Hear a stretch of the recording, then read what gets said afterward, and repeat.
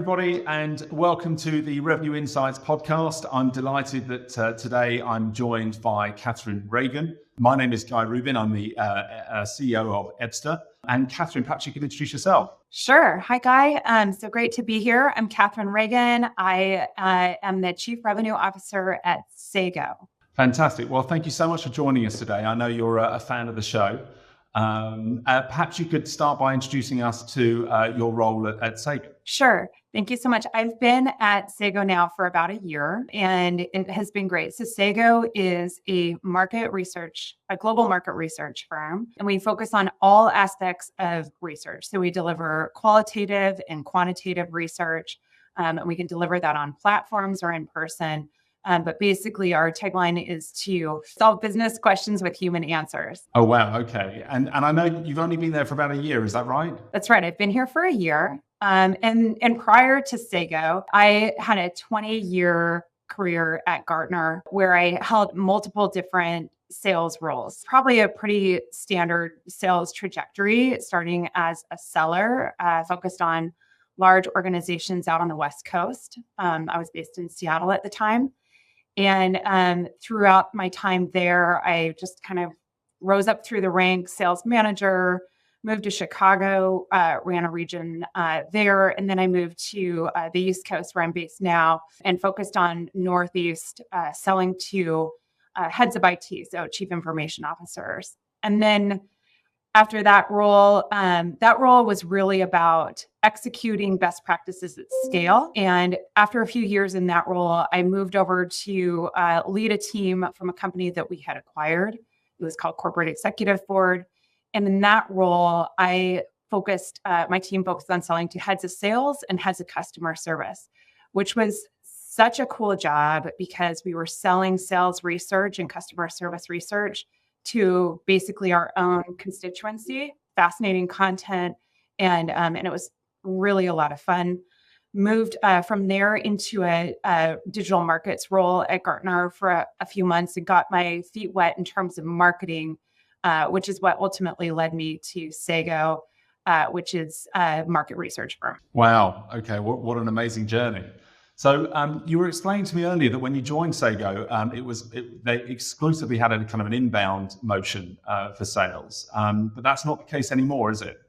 It's not. We're working really hard to train our team to focus on the outbound motion as well. And yeah, when I came to Sago, we were really dependent on what was going on in the market. So when the market was good and when our clients were buying, we were doing great. But if there was a dip in the market, which is what we were really facing sort of towards the end of 2022, our team struggled because we were just waiting for our clients to come and ask us for essentially for bids for business. And our business is really transactional. What we do here, we sell projects and it's very transactional. And so what I was brought in to do was to help our sellers understand how to focus on more of an outbound motion, how to use data to think about how they go about what they do, and to get kind of more focused on actually going out and prospecting, building a pipeline, and executing deals on our terms versus what the market dictates. Wow. So it must have been a really interesting journey to take a team that was exclusively just waiting for the opportunity to come to them and take it outbound. And give us an idea of the size of the team. How many people are in the commercial team that you're overseeing? Sure. So we're a global organization. So I have teams in Europe, North America, as well as Asia. We have about 40 sellers. And then we have 40 what we call account managers, and they're the ones who are more of like transactional bidders, and they're seeing our project. You know, the seller finds the deal, they hand it to the account manager who provides pricing, and then ultimately the account manager hands it off to operations. Wow. Okay. All right. That makes a lot of sense. So, and where, I mean, you've been there for a year now. Has the whole team kind of transitioned across, or is it still a work in progress? I would say it's probably always going to be a work in progress, but we have really high goals and expectations for what we're trying to do with the team. So the first 6 months really was focused on organization and territories and building territories that made sense. A lot of the people who had come in, we only had player coaches, so we didn't have any kind of true sales managers. And we also had territories that weren't necessarily like channel aligned or industry aligned. And so we spent the first 6 months or so rebuilding the organization so that we could make room for leadership and coaches, as well as get the territories focused on the channel that they're selling into. That was really June through December of last year. And then the last 6 months, we've been focusing on implementing sales process and getting our sellers to be more consistent about how they use technology to manage their funnel, et cetera, and much more of a front-footed go-to-market campaign. You mentioned technology. So what does the stack look like in the front office? Yeah, so it's minimal for sure. We do use Salesforce, and we are in the process of implementing CPQ, which is going to be game-changing. Our current technology for pricing is all homegrown. So we're really excited about going onto a world-class platform like Salesforce. And then we have call recording that we just put into place at the beginning of this year, as well as Zoom Info. So we can now, and we have also early stages of account-based marketing as well. So we're starting to give the team the tools that they need to be successful. And I'm fascinated to understand how you put a forecast in place or targets and goals when the team had never gone down that outbound motion before, and then a year later, how close did you get to the numbers that you and the targets that you set? So that's such a good question. So I was told when I came in that forecasting wasn't possible in this business. And so we didn't have a pipeline.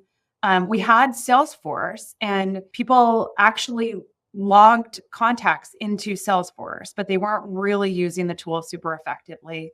And so we had some basic framework, it's very inbound. So like we could put things in at like a later stage, and we could track transactional business through that kind of stages 3 and 4 pipeline, but we didn't have any early stage discovery in our pipeline. So we have taught that muscle, and we're starting to really measure the early stage pipeline. And then in January, we drew a line in the sand and we said, we're going to start forecasting now. So we forecast on a monthly basis, and we measure our accuracy against that forecast. We told everybody it was going to be bumpy at first. And it has been a little bit, but we've been pretty good about, getting the forecast in as we expect it. And we're really, really working on accountability to that. Wow, it's fascinating to see. And I can imagine that over time, you're going to see those numbers coming a lot more in alignment as you start to get that track record of kind of how people are performing. Right. And the better that we can understand things like deal velocity and how long deals sit in every stage. So one thing that we did along with the forecasting was we created 4 metrics that matter. And as you know, I'm sure, like in sales, you could measure anything. By the way, we were kind of inefficiently measuring every aspect of everything. And so nothing really stuck. So we boiled it down to 4 metrics that matter, which is basically, deal size, pipeline adds, deal velocity, and win rate. And we are now stack ranking our teams on those 4 things. And we're doing red-green analyses. And you're green if you improve month over month. You're red if you go backwards month over month. But at least now we have visibility and dashboards into the things that we think are the most important things that will drive results. So again, we could probably have chosen different metrics. We could probably, there were probably a lot of different ways that we could do it, but we just wanted to get some foundation in place so that we could start to forecast and start to deliver against that forecast in a way that we control versus what the market. It's fascinating how few sales teams that we talk to are data-driven. It's so obvious when you're on the other side of it, right? I couldn't imagine running a sales organization without the data and the insights, but there's still so many sales organizations that are all still based on gut feel, and the numbers are wildly different at the end of the quarter because people are kind of either sandbagging or the opposite and being overly enthusiastic about deals that really aren't real yet. So I absolutely, as you know, I'm a huge fan of these insights and these benchmarks, and absolutely believe that it's the only way to get incremental improvements. And one of the things that we see a lot of is a huge delta between kind of the top performers within these sales organizations and the rest of the sales team. How have you dealt with those challenges? Yeah. So we also didn't have super great clarity on quotas when I came in either. It was like how much you could sell. So it was just you started at zero at the beginning of the year and then you finished and you were paid based on how much you sold. But there was no, to my knowledge, I could find a specific target assigned to anybody. So we rolled those out again at the beginning of this year so that people knew what they needed to get. And now we're stack ranking people. We're stacking them on performance versus their target, which is pretty obvious. And then also those 4 metrics. And we're seeing the same thing. We're probably closer to 25% are like exceeding target. And this is, by the way, this is such early data. It's just through Q1 this year. But we are seeing that, of course, the top performers are, far and above most of the rest of the team. And there's so much opportunity to learn from what the best people are doing and scale that beyond the team. So those are I'm a huge fan of that. I think if you don't have top performers achieving, then you might have a product market fit problem, right? But if we've got some sellers actually getting to where we want them to get to, then really it's just about understanding what they're doing differently at every stage of that sales cycle. And we've got some great data points on that. I think we know, for example, at the top of the funnel, the top performers are kind of twice as likely to self-source their own opportunities.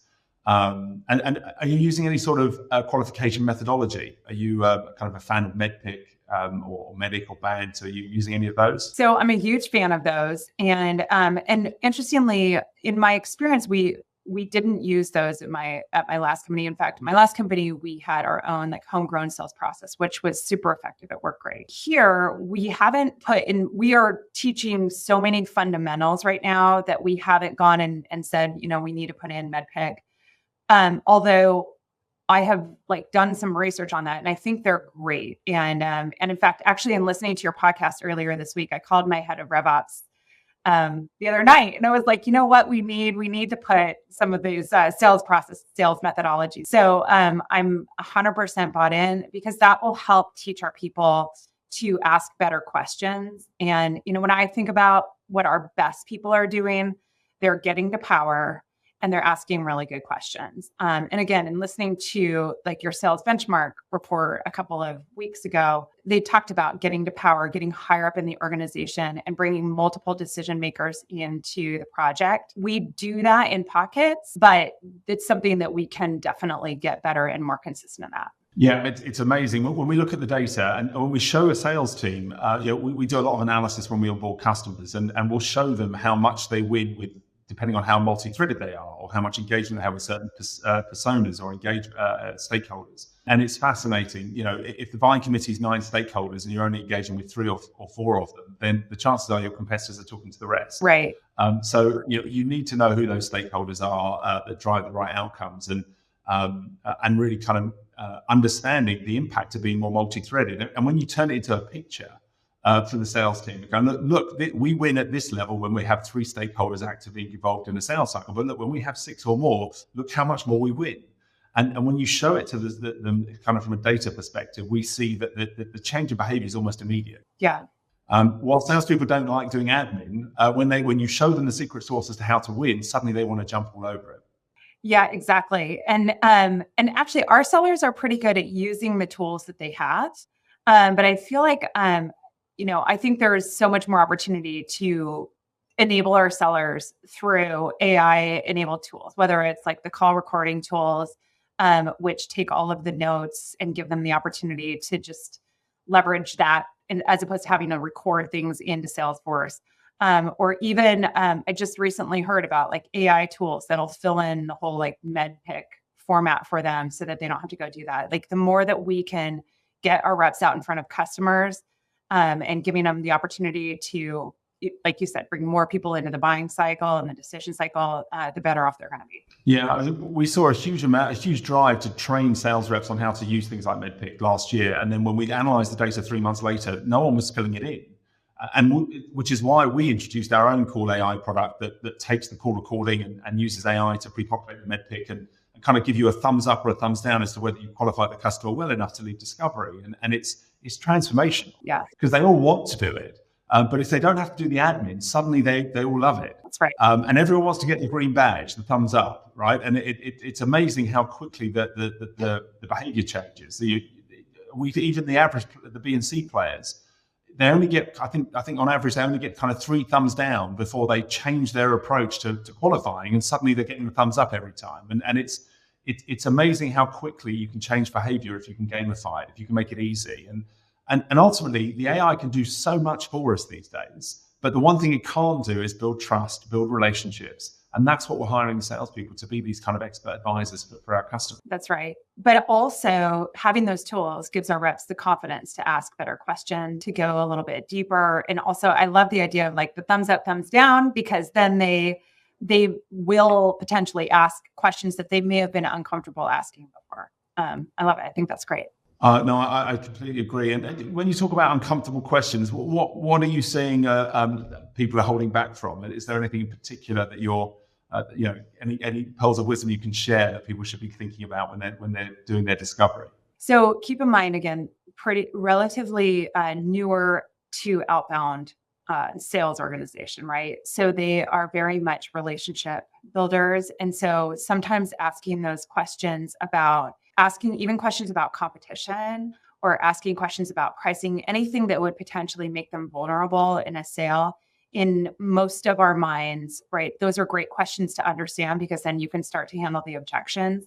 But I think there are a lot of salespeople out there that are nervous that they're going to get the no or get an answer that they don't know how to hear or an objection that they don't know how to handle. So the more that we can enable objection handling, of course, and then also the more that we can better understand what our clients need so that we can align our solutions against those is great. Yeah, when we did this analysis, we analyzed kind of 4.2 million opportunities last year. And what was fascinating is that the top performers are closing 30% of their opportunities off as lost at that discovery stage. More of the B and C players really struggle with that kind of, okay, we're not a priority for you right now. We'll re-engage later, but I'm going to close you off as lost. And I'm not going to give you any more of my time. And how are you seeing that? Are you finding that it's kind of difficult to build that muscle with these kind of relationship builders? They don't necessarily want to close things off as lost too quickly. Right, for sure. And so we have 4 stages in our pipeline.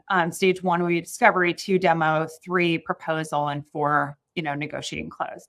And we have so much of our business that sits in that 3 stage, which is reflective of 2 things. First of all, it's inbound. So any inbound request, which again, we're super transactional. So we do have a high volume of inbound requests every single day. And that is a giant percentage of our work. But when you think about like the more strategic sales, when we are getting out in front of it, our projects typically will go in at stage 1 and then we can get to a demo, but they will sit in that stage 3 for a long time and they won't close, which it is a huge opportunity for us to get better hygiene there. Yeah, deal slippage is a real challenge. In particular, in the last 6 months or so, what we've seen is this kind of false dawn because we saw so much more pipeline being created because there was a lot of inbound or a lot of activity going on. But actually, when deals start to slip, we know that the win rates drop. And momentum is so important. So one of the stats that came out in the report was that if you don't book your next meeting within 7 days of the last one, so it doesn't have to happen, but it has to have been booked, your win rate drops by 65%. Yeah. So losing that momentum with the customers is really, really a challenge. And so I think it's fascinating that the challenge we've got, if there are too many opportunities coming in, especially if they're inbound, it's very difficult to turn down this inbound lead that's come in, right? Sure. But if it's not with someone that's got power to sign something off, then really all they're going to do is waste your time more often than not. So, and when you've got a high volume of those, but the win rates are quite low, we can end up being kind of busy fools. Yeah. Working on these deals. Are you starting to tighten up the kind of criteria of kind of what you're willing to work on or what the team should be willing to work on if you've got all these kind of inbound deals that are coming in, but perhaps getting stuck at that 3rd stage? Yeah, I mean, I think that's such a huge opportunity. And I think that we can for sure get better. We also track the opposite of that. We track the business that basically comes in and closes on the same week. So we would call that like an intra-month pipeline, I guess, in addition to like the pipeline that we add. So we're looking at both of those things. The 7-day to the next meeting is interesting because years and years ago, there was this sales leader that was coaching me and a number of leaders, and he would talk about the 4-day rule. And in the 4-day rule, he talked about the fact that by the 4th day, the prospect's interest was actually less than it was. It was actually negative to what it was before you even prospected them in the first place. Because if you didn't follow up within basically 3 days, you'd turn that prospect off to a point where they didn't want to engage with you anymore. And so I just find it interesting that, all these years later, the 7-day thing still exists. And it is for sure a true thing. And it's funny, I just used it when I was emailing. I had lunch with a pretty senior executive, and I didn't follow up within 4 days, or actually within like a couple of weeks. And so I reached out to her, and my subject was the 4-day rule. And I explained, I said, I certainly hope that hasn't happened in this situation. And she was really gracious about it. But it has definitely stuck with me, in that we need to make sure that we're really vigilant about following up within, whether it's 4 days or 7 days, but making sure that we are staying in front of the client one way or another. Yeah, momentum is key. And from what I've seen, that the problem with that stage 3 stuff is it's nothing to do with stage 3. It's all about the discovery we did in the early days, right? Is it really a priority for them? Do they really have a budget? Do we really know who the buying committee is in the decision-making process? All of these things that we didn't really do very well at, but they were really friendly with us on the phone, right? And so we put them in a sales process, and then all of a sudden everything kind of slows right down. So do you see a big impact on win rates when the deals start to slip, when things start to slow down? No, that's it. But that's such a good metric. So like I said, we're just getting started on these metrics that matter. So like we're such early days. But one thing that you're making me think about is in terms of when a rep puts it in at stage 1. So we are measuring, when a rep puts something in at stage 1 versus when it goes in at stage 3, which is just an inbound request usually. And if they put it in at stage 1, we want to know how long it sits in each stage to get to closure. And then, yes, of course, win rate. And my gut would tell me that the shorter period of time that they're in 3, obviously the win rate should improve, or at least it should close out of it will always close out of the pipeline faster, but I'm really just interested in making sure we move stuff through one way or another. We get to that no, if it's going to be a no, so that we're not wasting our time. I think your benchmark also talked about top performers really being able to utilize their time and prioritize really effectively. And that's something that I've seen here as well. People who really are, treat their time as precious and very much focus on using every hour a day effectively in front of clients, thinking about what they're going to say, are the ones that tend to be more successful. Yeah, it makes a lot of sense. Well, listen, I really appreciate all your insights today. I think we could go on forever, but unfortunately we're running low on time. But thank you so much for all of your input today. It's been really fascinating. If the audience want to get in touch with you or have some questions, is there a way they can get in touch? Is there how would they reach out to you? Absolutely. Yeah, of course. I'm on LinkedIn, and I too have really enjoyed our conversation today, Guy. So thank you so much for inviting me to your podcast. And I am absolutely out there and active on LinkedIn, Katharine Reagan at Sago. Thank you. Very good. Thank you so much for joining us today. And thank you to the audience for listening in, and we'll see you next time. All right. Thanks so much.